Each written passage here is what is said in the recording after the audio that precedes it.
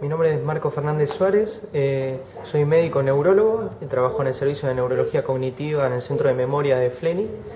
En el día de hoy, que es 19 de junio del 2013, vamos a estar discutiendo un poco, debatiendo acerca de la enfermedad de Alzheimer, el riesgo genético, el riesgo que tienen los familiares de primero, segundo y tercer grado de pacientes con enfermedad de Alzheimer. Esperamos con esto, más que nada, despejar las dudas y las inquietudes en la familia y buscar transmitir una información fidedigna, pero más que nada práctica y útil para la vida cotidiana. Pero la verdad que antes de hablar puntualmente de esta enfermedad tendríamos que preguntarnos qué es la enfermedad de Alzheimer y qué otros trastornos cognitivos hay, ¿sí? Porque si no, a veces uno parte de una idea o de un mal diagnóstico y se confunde, y el médico que lo está tratando se puede confundir y recibir mala información, ¿sí? Que hay que tratar de evitar la mala información, mejor poca y buena que mucha que no sirve, ¿sí?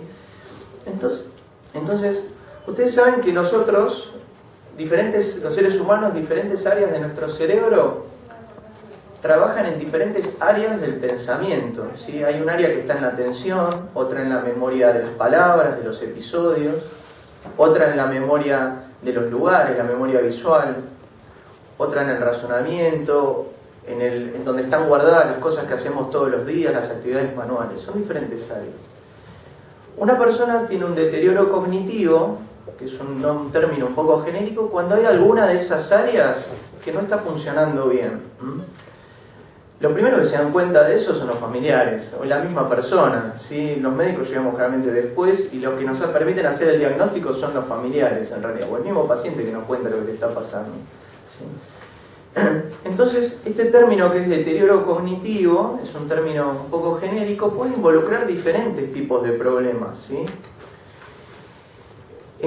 Cuando una persona tiene alguno de estos problemas, pero se maneja de manera independiente, o sea, sigue haciendo sus cosas, va a trabajar, sale, tiene actividades sociales y funciona, nosotros lo llamamos deterioro cognitivo leve, ¿sí? Hay un término que tal vez no es muy feliz, que es el término demencia. ¿Y qué nos referimos cuando decimos demencia? Decimos que es una persona que tiene un deterioro cognitivo tal que está necesitando de otras personas para poder funcionar, ¿sí? Que se ha vuelto dependiente de otras personas, ¿sí? El camino que va desde la normalidad a ese trastorno cognitivo leve, a la demencia, generalmente son muchos años.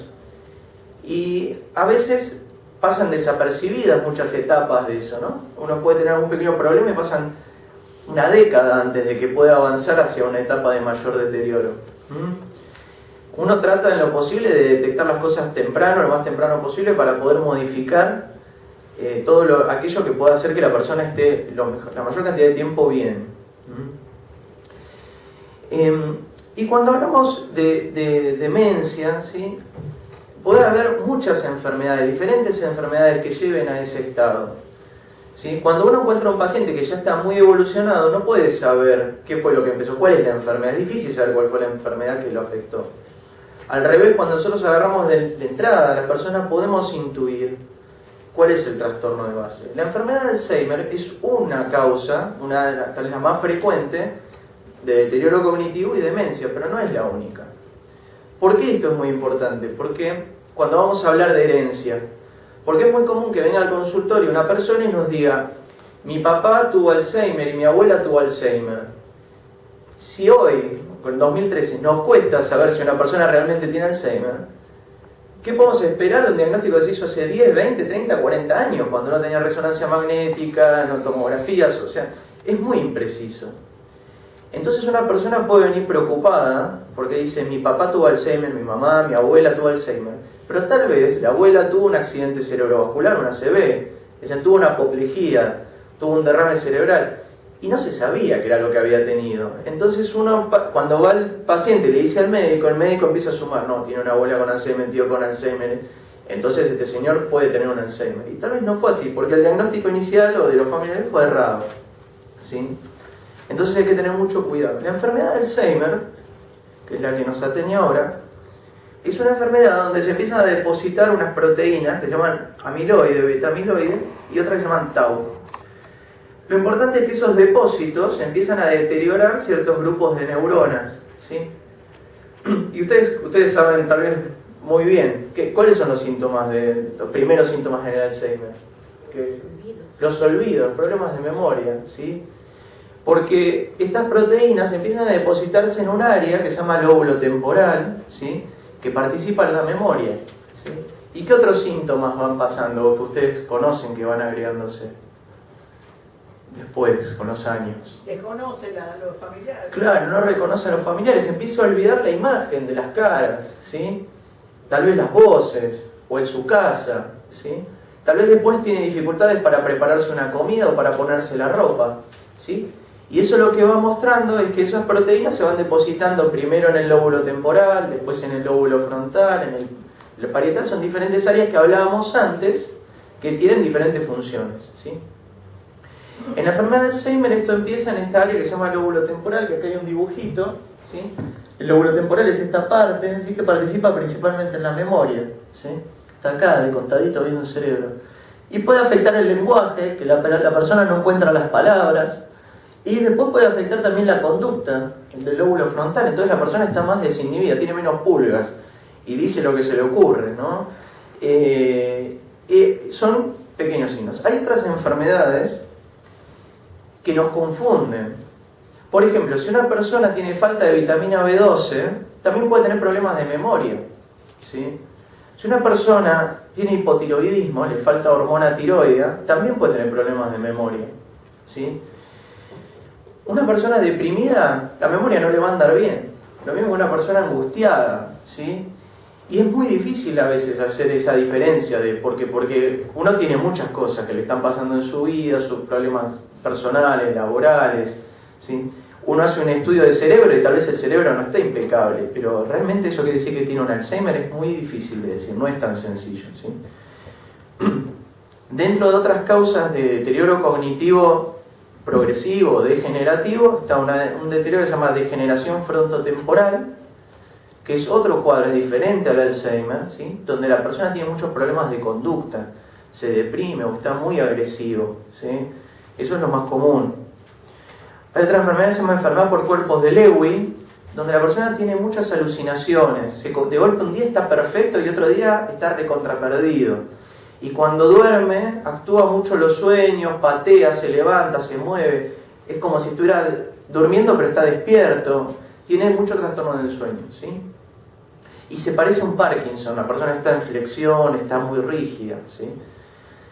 Y hay otras causas más nuevas que estamos descubriendo en los últimos años que son de origen inmunológico, donde el sistema inmune ataca el cerebro y lo inflama, ¿sí? Y esas son muy importantes y estamos tratando en lo posible de detectarlas, porque a veces cuando uno le da un tratamiento con corticoides o antiinflamatorios muy puntuales se pueden revertir, ¿sí? Es probable que muchas personas que hayan tenido Alzheimer en el pasado, décadas atrás, hayan tenido enfermedades de este tipo, inmunológicas, ¿sí? Y que no se sabía, se han detectado en los últimos años. Entonces es importante, ¿sí? Hay algunos casos que hemos tenido que han revertido y se han curado, ¿sí? Entonces hay muchas cosas ahí que hay que tener en cuenta. Entonces, vamos a definir algunos, ya dijimos algunos términos. Una es el deterioro cognitivo leve, que es algo no anda del todo bien, pero la persona se maneja independientemente. Y eso puede durar décadas, ¿sí? El otro es el estadio de demencia, donde la persona necesita de otro para que lo ayude, ¿sí? Desde el punto de vista intelectual, ¿no?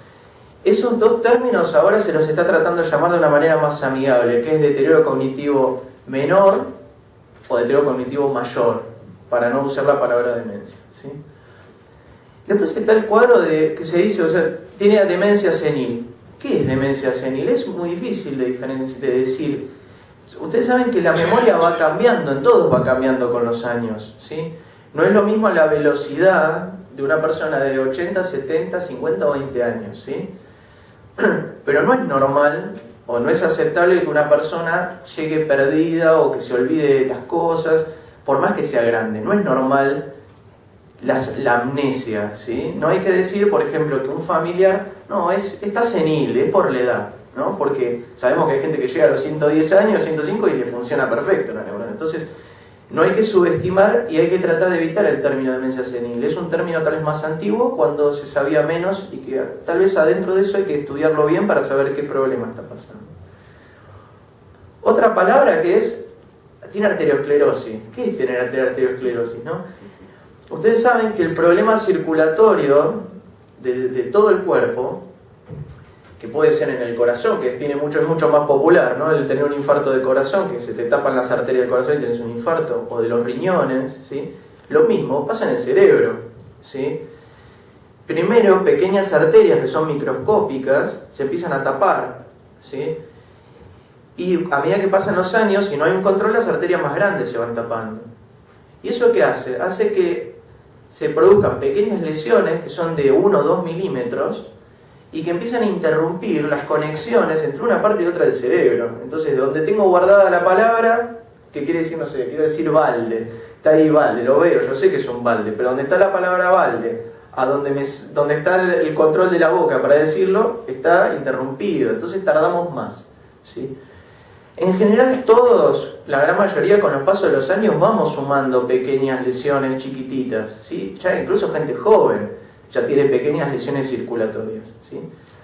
Ahora, si la persona es diabética, tiene presión alta, tiene colesterol alto, no hace actividad física o especialmente fuma, ese proceso de obstrucción de las arterias se acelera muchísimo, ¿no? Y no es lo mismo fumar 10 cigarrillos, 5 que fumar un atado y medio, ¿sí? Entonces, por más que a todos, digamos, a una cierta edad tenemos esas pequeñas lesiones, uno puede tener muchas o tener pocas. Si uno tiene muchas, tiene más riesgo de tener deterioro cognitivo, eso, que empezar a fallar en alguna de estas pequeñas áreas, ¿sí? Puede llegar a volver a la persona dependiente, puede llevar a un deterioro cognitivo mayor, ¿sí? El daño circulatorio. Pero como vemos, son patologías diferentes. Una es la enfermedad de Alzheimer, donde se depositan las proteínas estas que decíamos tau y amiloide, y otra es la arteriosclerosis o el daño vascular o circulatorio, ¿sí? Esta persona, tal vez la que tiene Alzheimer, hizo bien toda su vida, se cuidó, hizo ejercicio, no fumaba, comía bien, todo, y sin embargo deterioró su función intelectual. El otro tiene un problema circulatorio que puede ser por fumar o por tener una vida de una hipertensión no controlada, ¿sí? Y a la hora de hablar de herencia es muy importante saber qué es lo que... Por eso nosotros tratamos, incentivamos a todos los médicos, estudian a los pacientes antes de decir si tienen un Alzheimer, si tienen arteriosclerosis, y que hay que estudiar todos esos factores de riesgo, el control de la presión, el colesterol, el cigarrillo. Si no, partimos de una base equivocada y no se puede hacer un buen consejo, ¿sí? De qué es lo que tiene el paciente y el familiar.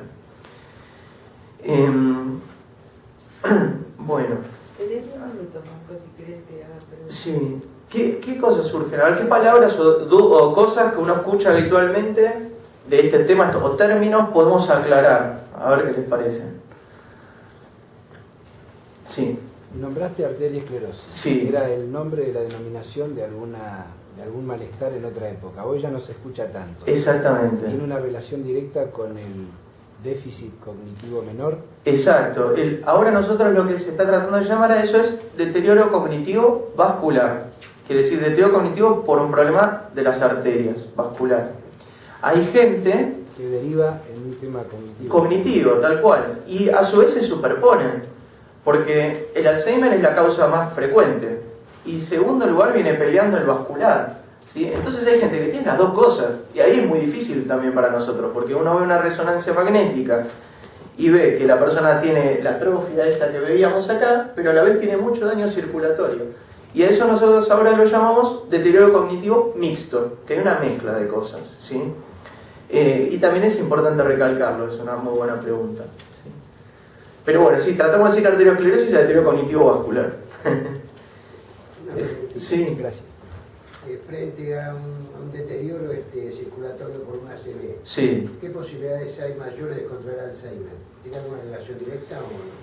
Y nosotros lo que sabemos es que si la persona llegó a tener el ACV, ¿sí? Tal vez es porque no tiene bien controlada la presión, el colesterol. Y eso se sabe ahora que acelera un Alzheimer, ¿sí? Si la persona tiene un poquito de deterioro cognitivo y sospechamos de que puede ser el comienzo de una enfermedad de Alzheimer, pero encima fuma, no hace ejercicio, no hace nada, se acelera, ¿sí? Entonces todos tratamos de estimular la actividad física, buena calidad de vida, porque prolonga la persona que esté en buen estado general, antes de que se vuelva Correcto, pero dependiente. no necesariamente puede ocurrir. No necesariamente, sí. Y a su vez el problema circulatorio, cada parte del cerebro es diferente, entonces una lesión en un lugar puntual Sí. puede dar mucho problema, ¿entienden? Y hay otras lesiones que la persona tiene un montón de lesiones y anda impecable. Correcto. Por eso también pasa, tiene el cerebro con lesiones y está perfecto. Ahora hay el aprendizaje, Sí. el recuerdo, la memoria pasada. Sí. ¿Cuesta más el aprendizaje y retener la memoria pasada, sí? Lo que sucede cuando hay un daño vascular, Sí. sí, lo que le suele pasar a la persona es que almacena la información, pero no la puede traer a la conciencia rápidamente cuando la necesita, ¿sí? Entonces puede aprender, por ejemplo, un test que hacemos. Le damos 15 palabras que se dicen una tras de otra, que no tienen nada que ver una con otra, y la persona tiene que memorizar. Y a los 20 minutos se la preguntamos de nuevo. Entonces uno le pregunta, ¿te acordás las palabras? No. 2, 3. Y cuando le empezamos a dar una lista, dice, ah, sí, esa estaba, con otras distractoras, ¿no? Esa estaba, y las reconocen todas. Entonces quiere decir que la memoria la almacenaron, pero no la podían traer a la conciencia cuando lo necesitaban, ¿no? En una persona que tiene un deterioro de tipo Alzheimer, tal vez eso no sucede, o sea, aunque le dé pistas, no engancha la palabra, ¿entiendes? Es diferente el esquema. Creo porque está un poco relacionado. Hay personas que recuerdan todo lo pasado y lo tienen como si fuera presente. Sí. Y les cuesta aprender lo nuevo. Sí. Bueno, eso es importante, es interesante la pregunta. Ustedes saben que esta parte que les decía del cerebro, que se llama hipocampo, participa en la entrada de nueva información. El aprendizaje de nueva información, lo reciente, ¿sí? A medida que pasan los años, nuestra información la vamos reprocesando, no es que queda estática. Y la empezamos a llevar a otras áreas del cerebro, que están en los laterales, están acá en el costadito del lóbulo temporal, ¿sí? Se moviliza la información. Entonces es lógico que cuando una persona, por ejemplo, tiene Alzheimer, se afecta esto, le cuesta aprender nuevas cosas, pero lo que ya guardaron, que está en los costados del cerebro, está guardada. Entonces se acuerda las canciones, se acuerda dónde vivía, se acuerda los amigos. Porque eso está almacenado. Hasta cuando va avanzando la enfermedad, termina afectando más los laterales del cerebro, ¿sí? Pero eso pasa muchos años. Un ejemplo parecido de cómo funciona la memoria: la gente tiene un golpe en la cabeza fuerte y se lastima esta parte del cerebro, y tal vez pierde los 3 últimos años de su vida, como las películas, ¿no? Y se acuerda de todo lo que pasó antes. Así que eso tiene relación a cómo funciona nuestra memoria y dónde empieza la enfermedad de Alzheimer. Sí. Sí. ¿Y qué más? ¿Qué otras cosas? Los trastornos cognitivos leves, ¿se pueden tener en la juventud también? Sí, cuando una persona viene con trastorno cognitivo leve en la juventud, hacemos especial hincapié en qué está pasando en su entorno, ¿sí? En su parte emocional, en la parte laboral, ¿sí? Porque es muy común ver, ejemplo, mujeres jóvenes que tienen hijos, trabajan, tienen que atender la casa, duermen. ¿A qué hora te vas a dormir? Me voy a dormir a las 12:30 de la noche porque llego a trabajar, tengo que estar con la nena y después tengo que limpiar. Me levanto a las 6:30 de la mañana. Esa persona no duerme, está estresada. Y uno le hace una evaluación y tal vez le da mal. Y cuando la persona empieza a dormir y hace una consulta de psicología, puede empezar a hacer deporte, hace su actividad recreativa que no estaba haciendo hace años, y empiezan a mejorar. Entonces, el término de deterioro cognitivo leve es un término muy genérico y no habla en sí de una enfermedad en particular. Habla de que hay que prestar atención y a ver, algo le está pasando a esta persona, ¿sí?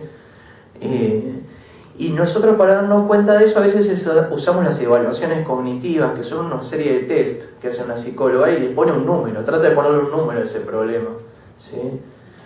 Hay chicos con déficit de atención, uno le hace un test y le anda mal la atención. Y sí, tiene un deterioro cognitivo leve y sí, lo tiene.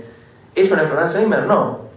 ¿Entienden? Es un término un poco ambiguo todavía, pero nos sirve para orientarnos. ¿Qué más? A ver. Uno se pregunta un montón de cosas, después no. ¿Sí? Nosotros también tenemos un montón de dudas. A ver, hablan un poco de la herencia. De la herencia. De padre, madre y abuelos. Claro. Ahora, con respecto a un hermano que a una edad temprana tuvo un Alzheimer. Bueno, Patricio, que va a venir ahora, va a hablar muy bien de eso. Yo le voy a dar un par de ideas generales. Que un familiar haya tenido Alzheimer, póngale que tenemos seguro que el familiar tuvo Alzheimer.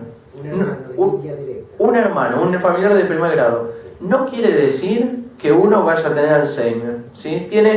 Aumenta el riesgo, pero sin embargo tiene más chances de no tener Alzheimer a sí tenerlo, igual, ¿sí? Eso es importante, o sea, si uno tiene un familiar, papá o hermano de primer grado con Alzheimer, uno tiene un poco más de riesgo, pero no quiere decir que va a tener esa enfermedad, ¿sí? De hecho, la mayoría no lo tienen igual, ¿sí? Y eso es muy importante porque hay mucho miedo, uno viene con preocupación y gente joven.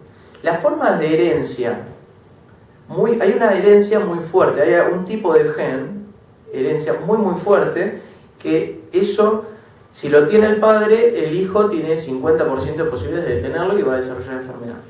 Eso es extremadamente raro, del 1%, ¿sí? Son mutaciones muy raras. Hay algunos lugares del mundo donde hay poblaciones muy chiquitas, donde vivía poca gente y donde se ve que ese patrón, pero en el resto del mundo son extremadamente raras. Argentina no es de esas zonas, ¿sí? ¿Se me está diciendo que varía con las razas también? No, con las razas no, sino con un grupo de personas en puntual que en alguna generación hubo un gen que se mutó y empezaron a desarrollar la enfermedad. Pero eso es importante porque tengo mi papá que tiene Alzheimer o tuvo Alzheimer y yo digo, ¿tengo chance yo de tener Alzheimer? La verdad es que yo vaya a tener Alzheimer, las posibilidades de que sí o sí lo vaya a tener son muy bajas. Y en general esos casos empiezan muy tempranamente, los que son de herencia así fuerte, antes de los 65 años, ¿sí? O 60 o 50 y pico de años, ¿sí? Lo cual los hace muy raros, no es lo común, ¿sí? Así que más que nada uno se tiene que quedar tranquilo de que no es una espada de Damocles que uno tiene colgando, ¿sí? En especial, ¿no? Donde vivimos ahora en Argentina y todo, nos pueden pasar 18 millones de cosas, además antes de que nos agarre el Alzheimer, ¿no? Y sí, porque aunque uno tenga un riesgo genético aumentado, ¿no? Pero acá te agarra y se sienta en la puerta, entonces hay que tratar de despejar un poco eso. Si uno tiene un problema de memoria se tiene que ocupar, ¿sí? Obviamente que se tiene que ocupar. Si a un familiar algo le está pasando y uno está preocupado, lo tiene que llevar a la consulta. Y bueno, eso obviamente, pero tampoco hay que estar cargando con eso, porque los números lo muestran, ¿sí? Sí, señor. ¿Alguna relación entre Alzheimer y Parkinson? Sí, puede haber una relación. El Parkinson en sí mismo tiene problemas cognitivos, ¿sí? Entonces es muy difícil diferenciar si el problema que está teniendo el paciente es por Alzheimer o es por el mismo enfermedad de Parkinson. Si un Parkinson recién empezó, es raro que tenga problemas cognitivos, ¿sí? O sea, una persona que tiene Parkinson y al año le dicen que está con muchos problemas de memoria, hay que tener cuidado, tal vez no es un Parkinson, ¿sí? Tal vez es una enfermedad, por la otra que mencioné, se llama cuerpo de Lewy, ¿sí? Pero una persona con Parkinson, tal vez después de 20 años de enfermedad, 10, 20 años de enfermedad, puede tener problemas cognitivos, ¿sí? Y no necesariamente es un Alzheimer. Y es importante porque el tiempo de evolución no es lo mismo, ¿sí? ¿Sí? Como es tan frecuente el Alzheimer, uno puede tener una superposición de las dos enfermedades, lo mismo que con lo vascular que preguntaba el señor. Sí, bueno. Mi nombre es Patricio Krem, voy a continuar con la segunda parte de la charla de hoy.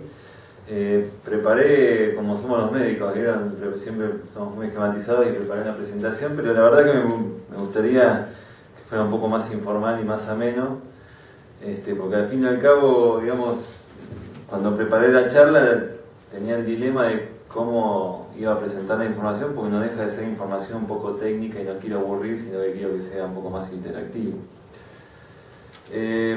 Con respecto a esta pregunta, ¿qué riesgo tengo yo de tener o padecer enfermedad de Alzheimer si tengo un familiar con la enfermedad? No es una respuesta fácil de dar, o sea, no hay una sola respuesta, hay que analizar algunas variables. Seguramente, como les explicó el doctor Fernández Suárez, todos sabemos que la enfermedad de Alzheimer es la enfermedad más frecuente, que su incidencia aumenta con la edad, que siempre mayores de 65 años, que es lo primero que hay que pensar, pero no hay que meter todo en la misma bolsa, digamos. No todas las demencias son enfermedad de Alzheimer, Y ese es el primer problema, digamos, ¿no? Saber bien qué enfermedad tiene nuestro familiar antes de hablar de riesgo, si no, es imposible. O sea, si no sé qué estoy viendo o no tengo certeza, mucho menos puedo asesorar o decir qué riesgo tienen el resto de la familia.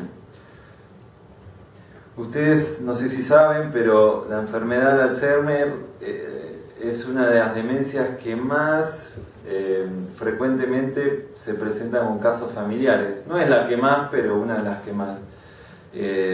Las estadísticas más o menos dicen de que el 25%, o sea, un cuarto de todos los pacientes que tienen Alzheimer tienen por lo menos un familiar afectado. Eso es mucho, eso a nivel estadístico es mucho.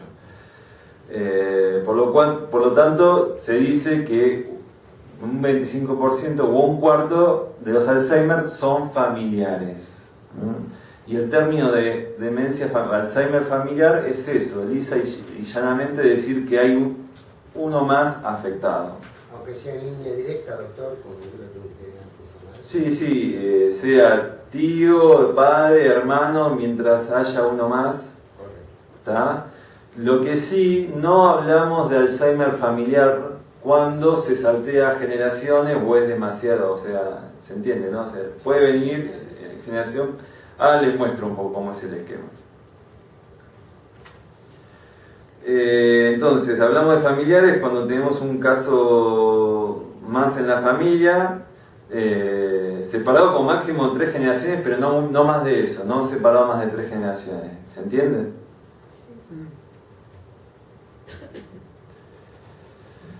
Ahora, ¿son todos los casos familiares iguales? No, no son todos los casos familiares iguales. Y acá, esta es la parte más importante, yo creo, de la charla. Lo que más importa es saber a qué edad comenzó el paciente, si fue, nuestro punto de corte de estos 65 años, si fue antes de los 65 años o después de los 65 años. ¿Está bien? Eso es lo más importante. Y lo segundo, que bueno, esto es algo técnico, pero que a nosotros nos importa mucho, es saber el patrón de herencia. Ustedes no sé si saben o se acuerdan algo de la secundaria o de la vida, en que hay leyes de herencia, o sea, hay leyes por las cuales los genes se transmiten de una generación a otra. Y esas leyes de la herencia son distintas, digamos. Entonces, determinar por qué ley, o sea, por qué patrón de herencia se está transmitiendo un gen es muy importante para nosotros y eventualmente para la familia, para poder asesorar bien, correctamente. Yo le estoy mostrando acá, esto es un árbol genealógico. Nosotros decimos genograma, pero no deja de ser un árbol genealógico, y en donde todos los circulitos son mujeres, los cuadraditos son hombres, y lo que está pintado son los casos afectados. Y para nosotros ver esto es fundamental, porque para determinar las leyes de la herencia necesitamos ver esto y poder deducir cómo se está transmitiendo la enfermedad, o sea, poder detectar esas leyes, digamos, ¿se entiende? Esto no lo tienen que analizar ustedes, o sea, no le estamos pidiendo a ustedes que lo analicen, en todo caso, hacer el ejercicio de hacer el árbol genealógico para que nosotros después podamos verlo y terminar viendo si hay algún patrón de herencia específico o no. ¿Está bien?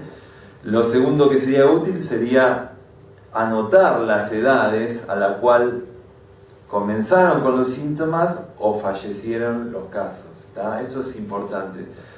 Esto parece fácil decirlo, pero es muy difícil en la práctica porque no todos sabemos de qué pasó con nuestros abuelos, con nuestros tíos abuelos. Es difícil. O sea, yo, si me pongo a pensar, más de 3 generaciones de mi familia no sé nada, creo. Entonces, bueno, siempre es lo más que se pueda. Mientras más información haya, mejor, ¿está?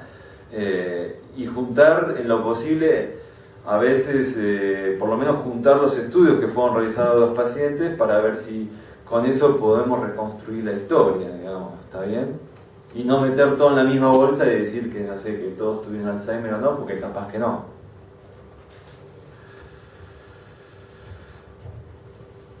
Bueno, para simplificar, yo creo que el Alzheimer familiar tiene 2 grandes formas. Una forma que es la más frecuente, que es la de inicio tardío, sin sin un patrón de herencia, sin una ley de herencia clara. O sea, tenemos generaciones muy salteadas con casos aislados, pero si uno hace el árbol genealógico, no reconoce claramente ninguna ley, ningún patrón de herencia específico, y encima observa que es siempre por encima de los 65 años. ¿Está bien? Esta situación es la más frecuente de todas. O sea, la mayoría de las familias entran dentro de esta situación. ¿Está bien? Una minoría de las familias no llega, va entre el 1 a 5%, o sea, una situación rara estadísticamente, tiene una situación distinta en donde todas las generaciones, si uno hace bien el árbol genealógico, tienen muchos familiares afectados por generación y típicamente menores de 65 años. O sea, es una situación familiar dramática. ¿Ah? O sea, la familia se presenta muy ansiosa o con mucho miedo porque esto está pasando tempranamente y a muchos familiares. Y no solo traen al caso, sino que viene todo el resto por miedo a padecerlo. ¿Está bien? Eso es una enfermedad de Alzheimer mendeliana, o sea, con un patrón de herencia claro, y esa para mí es una de las situaciones familiares más dramáticas que vale la pena estudiar. Pero, insisto, eso es lo más infrecuente, son la minoría de los casos familiares, y en verdad tengo que decir que la gran mayoría de los casos familiares corresponden al primer ejemplo, ¿no? De inicio tardío, o sea, mayor de 65 años, y sin un claro patrón de herencia.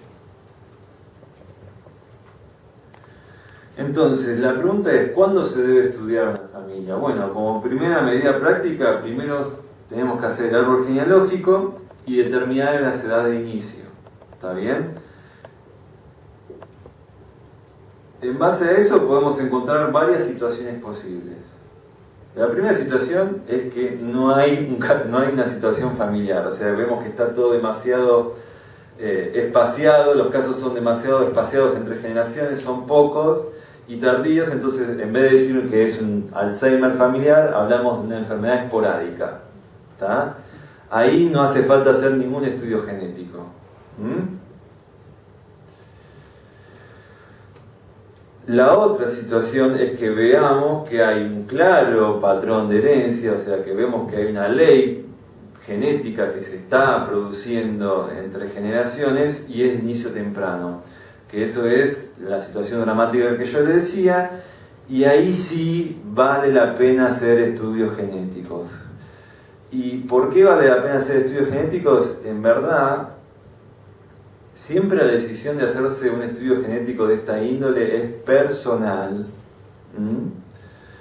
No se puede generalizar, digamos. Cada uno tiene sus razones y motivos por el cual quiere o tiene que saber esta información. O no quiere. Porque generalmente cuando hay un patrón de herencia y es de inicio tardío, la presencia de mutaciones en estos genes suele ser determinante. O sea, tengo la mutación genética, tengo muchísimas chances de padecer la enfermedad. No tengo la mutación genética, bueno, me salvé. O sea, tengo la misma chance que el resto de la población, en todo caso, pero ¿se entiende? Entonces, imagínense ustedes estar ante ese dilema de tener que hacerse un estudio en donde me va a definir el futuro en cuanto si voy a tener o no la enfermedad.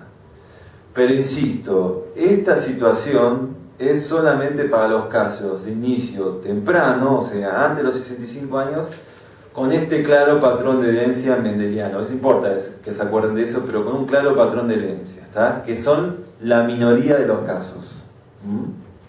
En todo caso, lo que hay que hacer es llevarle esto al médico y ver qué patrón de herencia vemos nosotros y si vale la pena o no estudiarse, ¿está? Pero no asustarse porque en verdad estos son la minoría de los casos.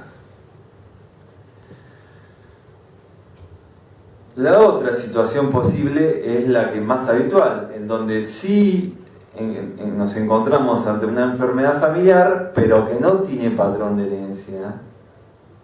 y encima es de inicio tardío, mayores a 65 años, ¿está bien?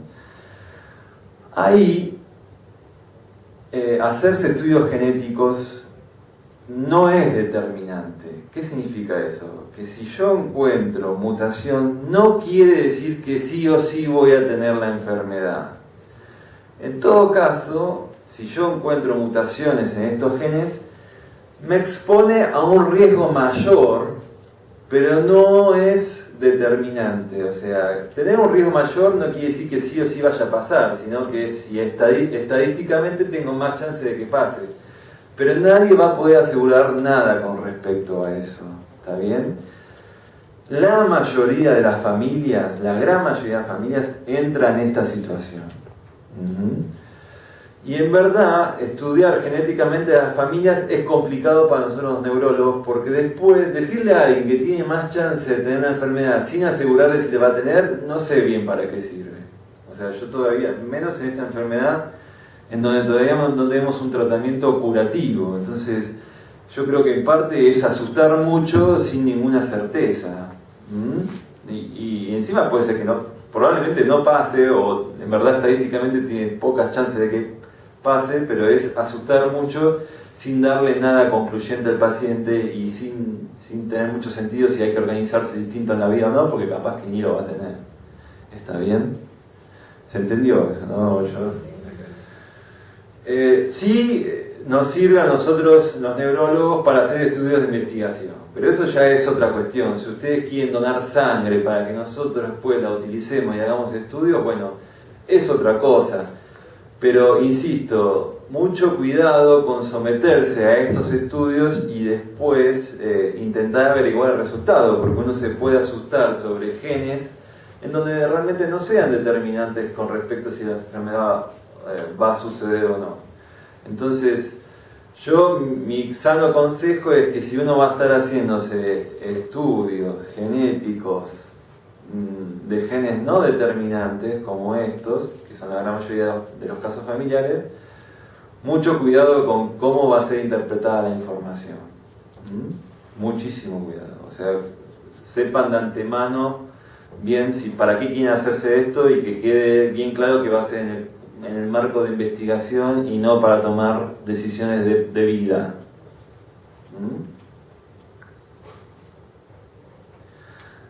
A veces, para los casos que yo hablé de las familias de inicio temprano con este patrón mendeliano, lo que hacemos antes de pedirle el test genético, que sí es determinante y que va a determinar que el paciente o no tenga la enfermedad, es hacer una evaluación pretest, o sea, hacer una evaluación psiquiátrica para ver si el paciente, o psicológica, para ver si el paciente va a poder tolerar o no esta información, o qué uso le va a dar a la información.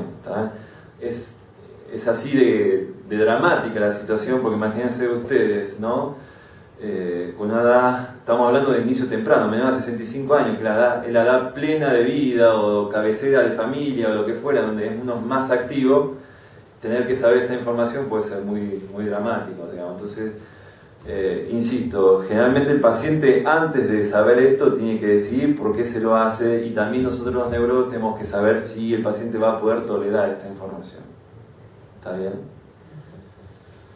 Bueno, no hice ninguna diapositiva de conclusiones, pero si tuviera que elegir una diapositiva de las que presenté, es esta. O sea, saber que los casos familiares de Alzheimer tienen dos grandes formas: las formas tardías y sin patrón de herencia, y las formas tempranas y con factor de herencia, con leyes con patrón de herencia, perdón. Las formas tardías y sin patrón de herencia son la gran mayoría de los casos familiares. Y ahí no tiene mucho sentido hacerse estudios genéticos, porque ningún estudio genético es determinante. O sea, no va a garantizar que nadie vaya a hacer la enfermedad. En todo caso hablaremos de riesgo o no riesgo, pero eso no sé bien cómo ayuda a alguien que quiera saber esa información. Sí vale mucho la pena estudiar a los casos que son de inicio temprano, menor de 65 años, con patrón de herencia claramente definido, porque ahí los estudios genéticos suelen ser determinantes y suelen dar información bastante precisa, casi el 99%. Este inicio temprano siempre hablamos de las 3 generaciones. Sí, en las 3 generaciones. En las 3 generaciones. Se ve claramente en las 3 generaciones que empiezan antes de los 65 años. Hay excepciones de genes, todo, pero no importa, eso es técnico. Pero este quiero que sea el gran concepto. ¿Está bien? Después, a modo de generalidades, algo que debería haber empezado la charla y decir es que todos tenemos riesgo de padecer la enfermedad de Alzheimer, más allá pero no es algo que nos tenga que asustar, digamos, es un 10%, o sea, si yo por haber nacido, por ser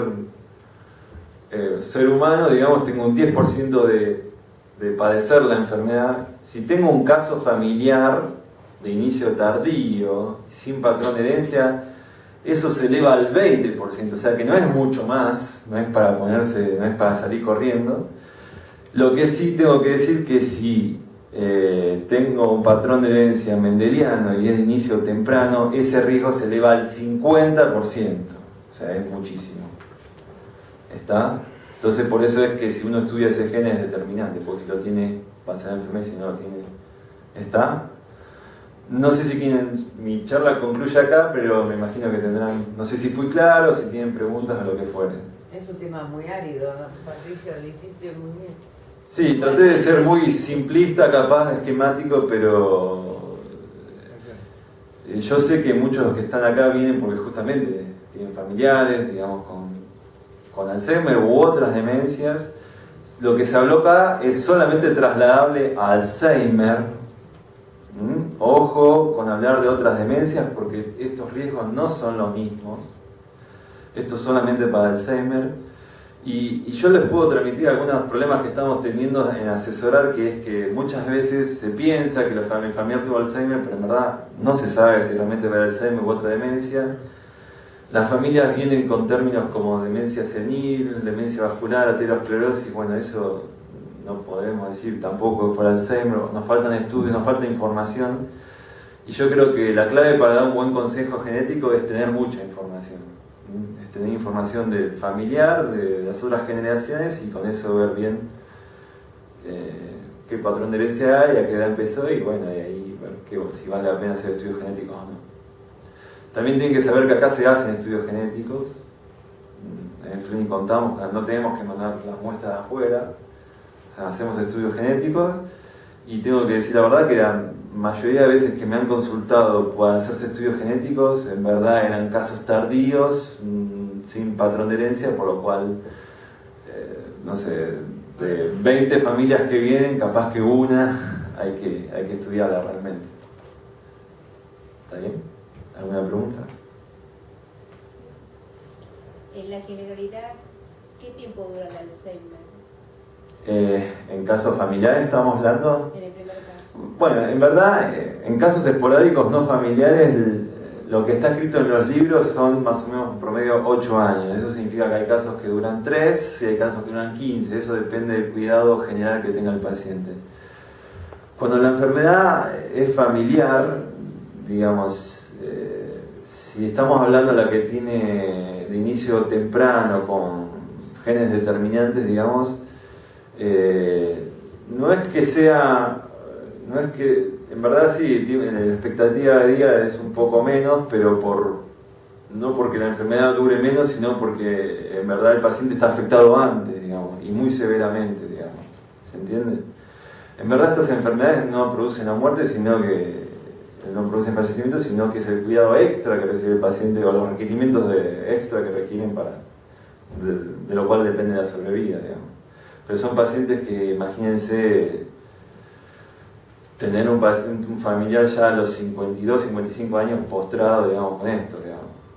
El riesgo de infección todo es severísimo y a temprana edad. Te voy a hacer un comentario. Mi madre es más sano para uno mismo, ¿no? Son enfermedades muy largas. Uno no puede estar 8 años, 10 años de la vida sorprendiéndose de la enfermedad, digamos. Yo creo que lo mejor que uno puede hacer es conocer bien la enfermedad y empezar a adaptarse y en ese contexto tratar de buscar lo mejor para el paciente y también sin dejar de perder la vida que uno debe llevar a cabo, digamos. eso, o sea, adaptarse. La clave de la palabra es adaptarse a la situación. Son enfermedades lentísimas, no va a pasar nada de un día para otro, digamos. Los cambios son anuales o más a veces. Entonces, uno no puede estar, como yo como médico intento buscar que las familias se adapten a la situación, que la entiendan bien y que estén por encima y bueno, dentro de todo lograr la mejor calidad de vida que se pueda. No hay ningún tipo de cura. Todavía no. No hay una vacuna que se está experimentando. Bueno, hubo muchas pruebas de eso. Hasta ahora debo decir que han fracasado, pero créanme que se están intentando todo tipo de tratamientos y seguimos recurriendo a las mismas drogas de siempre. Acá en Londres, Nueva York, digamos, no es una cuestión porque estamos en Argentina, digamos, es porque no ha salido nada nuevo. Creo que el tratamiento estabiliza lo que está comprobado, estabiliza al principio, los primeros 3 años lo que está demostrado que estabiliza, después no sabemos si estabiliza o no, pero sobre lo que más podemos actuar, a veces sobre los trastornos conductuales que después más tarde sobreviven en la enfermedad, digamos, tratamiento en eso podemos calmar, generalmente cuando son síntomas, ¿no? Digamos, de exacerbación, cuando el paciente está muy excitado, muy ansioso, muy agitado. O sea que el síntoma, en síntesis, no saben qué lo produce. No. Por lo tanto, no pueden encontrar qué lo No, ese es el gran problema que tenemos, digamos, como todavía no tenemos claro, o sea, tenemos nociones, sabemos partes de la historia, pero es una especie de rompecabezas que todavía no logramos armar y por eso es que venían fracasando los tratamientos que se han intentado, digamos. Es como la gripe, al que le toca. Pero peor que la gripe. Sí, yo no hablé mucho de esto de causas de la enfermedad, pero es una combinación de cosas, por eso encima complica más la historia, porque está lo que uno puede tener genéticamente por haber nacido, está la parte del nivel educacional, factores de riesgo y encima la enfermedad, todo eso se conjuga y uno se crea una situación de más o menor riesgo a padecer la enfermedad. O sea, esa conjugación de todos estos factores hacen que... Pero bueno, sí, en base a que no sabemos bien de qué se trata, tampoco son pocas las cosas que podemos cambiar a veces, pero bueno. ¿Y hay algún estudio con respecto a qué disciplinas se verifica con mayor asiduidad que otras? ¿Qué disciplinas? ¿Qué tipo de disciplina o qué tipo de actividad desarrolló el enfermo durante su vida laboral? Sí, no está... Se sabe que la gente que tiene menor nivel educativo o tiene menor actividad intelectual, digamos, desarrolla la enfermedad más temprano o más severamente que aquel, digamos, que ha ejercitado su cerebro durante la vida, aún a mismo grado de enfermedad. O sea, no sé si se entiende ese concepto. O sea, si uno agarra 2 cerebros que están igual de dañados, uno va a ver que en la vida diaria aquel que tuvo mayor actividad intelectual se desempeña mejor, todavía resiste más la enfermedad que aquel que no tuvo educación o que no tuvo una actividad intelectual. Y están igual de dañados, ¿me entiendes lo que le digo? O sea, ese es el término de reserva cognitiva, o sea, de dónde viene el cerebro del paciente y hacia dónde se declina, digamos, ¿no? Si uno tuviera que trasladar una enfermedad muscular, bueno, aquella persona que tiene quizás más fuerza, más músculo, todo, aunque tenga una enfermedad de los músculos, capaz que puede resistir, puede manejarse en la vida diaria todavía bien, porque bueno, está entrenado. Patricio, yo siempre pienso que, por ejemplo, en ese caso de reserva cognitiva, ¿no? De mayor actividad intelectual. Yo pienso, un deportista no está haciendo actividad intelectual cuando está jugando. Sí, otro tipo de actividad quizás intelectual, es más procedural, ¿no? Más, no, quizás... son estrategias, ¿no? Sí. Por ejemplo, suponte, no quiero hablar de Nadal, pero en general todos quieren ganar, se la ponen allá. Y eso no es... La actividad física es protectora también. Sí, Sí, pero la pregunta de ella es si eso es intelectualmente activo, hacer deporte. Sí, no sé hasta qué punto está medido eso. Yo creo que es otro tipo de inteligencia, digamos. No sé si nos ayuda. ¿Qué? Yo creo que es otro tipo de inteligencia, digamos. Aquel deportista que, no sé, futbolista, lo que fuera, que tiene estrategias para jugar a la pelota, no sé si está, no sé hasta qué punto estimula la memoria o todo ese tipo. Lo debe hacer seguramente. Tiene pero, otro tipo de motivaciones. claro. ¿Pero ustedes han tenido enfermos deportistas? No. Sí, sí. ¿Ah, sí? Y también en enfermos científicos. Sí, también gente brillante ha venido y Y la depresión ayuda, ¿no? la depresión empeora los síntomas y sí. ¿No es Por- el inicio de la depresión? Sí, hay algunos trabajos que hablan que... Ojo, mucho cuidado con lo que voy a decir, porque no quiero que después... Ya título de mañana. O sea, hay pacientes que pueden empezar con depresión o apatía, digamos, ¿está bien? Pero no quiere decir que la depresión lleve a eso, sino que el síntoma inicial de ese paciente es depresión o apatía, ¿está bien? Entonces lo que habría que hacer es no meter todas las depresiones en la misma bolsa y ver exactamente si es depresión primaria, o sea, un cuadro bien psiquiátrico, o si es depresión o apatía en el contexto de una enfermedad neurológica, digamos.